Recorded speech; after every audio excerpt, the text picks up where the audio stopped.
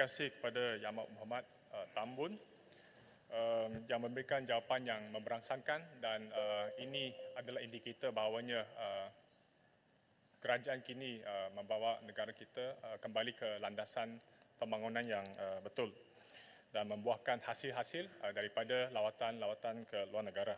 Dan sudah tentu untuk merealisasikan hasrat untuk regaining Malaysia's lead in Asia, dua aspek adalah penting bagi memastikan segala pelaburan ini mampu membangunkan negara kita. Yang pertamanya adalah bagaimana kerajaan dapat memastikan keseimbangan pelaburan langsung asing dan pelaburan langsung domestik, FDI dan DDI.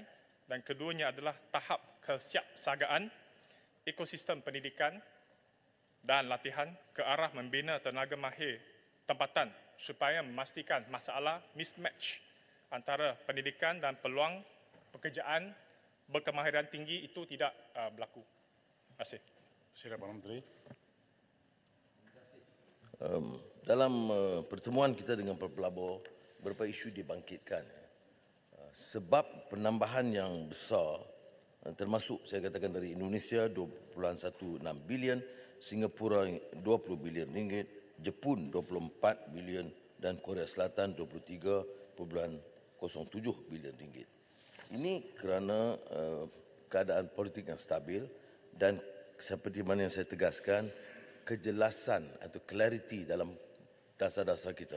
Ekonomi madani, pelan industri perindustrian,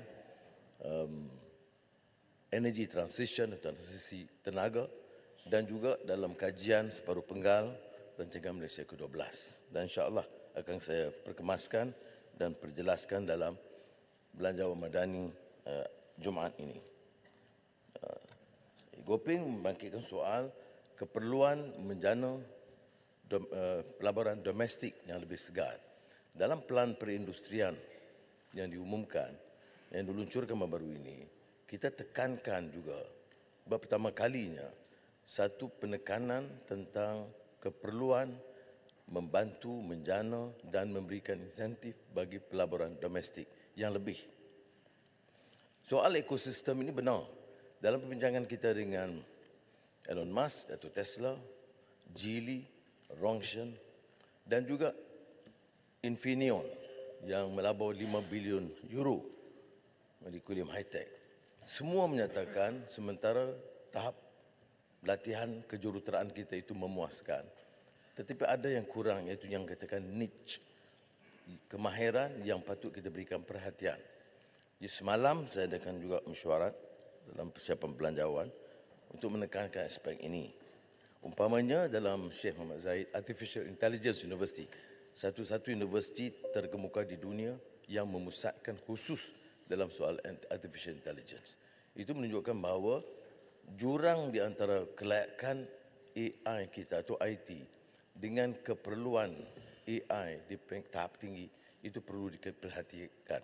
Jadi saya telah sampaikan maklumat ini kepada Menteri KPT dan Naib Chancellor supaya memberikan laluan dan memberikan tumpuan dalam bidang yang atau penerokaan bidang baru ini, termasuk pengkhususan dalam bidang AI untuk melayakkan. Geely menyebut, maaf Tuan Sri Yang Bertuah, bahawa sementara jurutera kita itu di tahap yang sangat baik, jadi itu memerlukan kepakaran, kemahiran khusus dalam bidang otomotif industri. Dia terpaksa melatih 300 engineer di universiti di Beijing, Universiti Geely di negara China. Dan dalam perbincangan kita, dan insya-Allah petang ini saya bincang dengan dia dan besok di Tanjung Malim, kita nanti minta dia menetapkan bidang-bidang disiplin yang khusus yang diperlukan supaya kita dapat memulakan latihan di universiti tempatan. Tuan Wasu. Terima kasih Berhormat Tan Sri Speaker. Yang Amat Berhormat Perdana Menteri Tambun, saya nak ucap tahniah kepada Yang Amat Berhormat Tambun. Baru ni pergi ke New York mendapat pelaburan 47 bilion daripada beberapa syarikat termasuk Boeing. Dan saya berharap agar sayap yang diperlukan oleh Boeing itu dapat juga dibuat di ACM Bukit Kayu Hitam Kedah, Yang Amat Berhormat Tambun. Bukan saja Negeri Sembilan, kita pun ada kilang Boeing ACM sejak berapa lama. Saya ucapkan tahniah.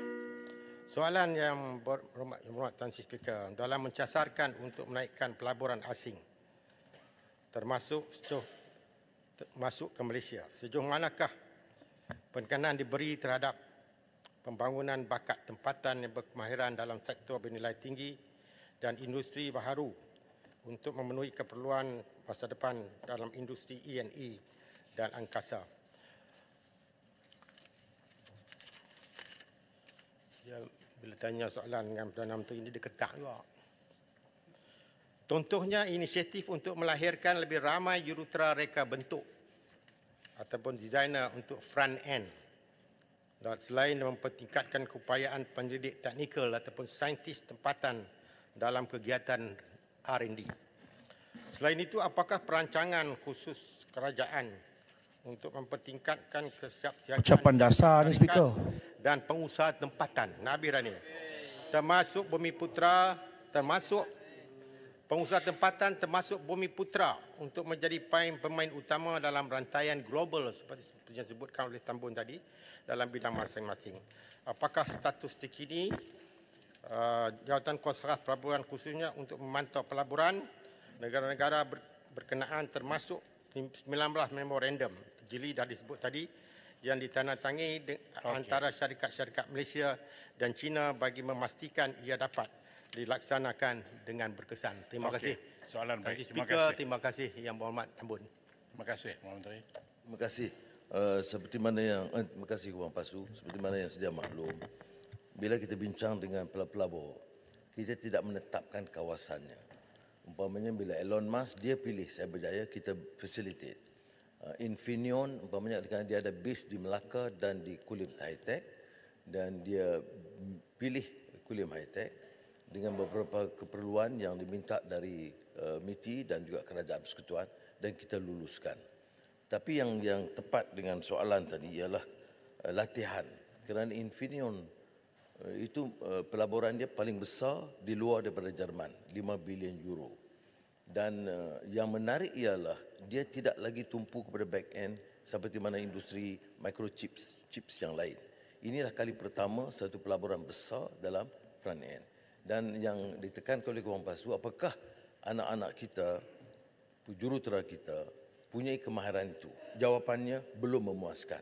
Ini disebut oleh Infineon, disebut oleh Geely, disebut oleh AWS kepada saya dan kepada menteri-menteri berkenaan.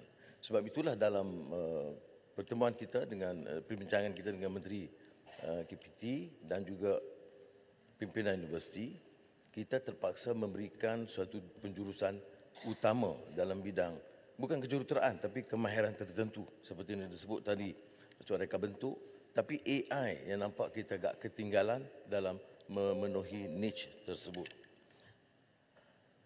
Jadi soal sama ada di saya sebut tadi, sama ada di negeri-negeri, kita dari segi dasar dan seperti mana yang disebut dalam plan perindustrian, menggalakkan supaya ada pemilihan yang lebih meluas ke semua negeri. Ada kekuatan di Sarawak umpamanya dalam hydrogen, green hydrogen dan gas. Itu dia ke depan berbanding dengan negeri lain. Kemudian tentunya di Selangor dan di Kulim High Tech.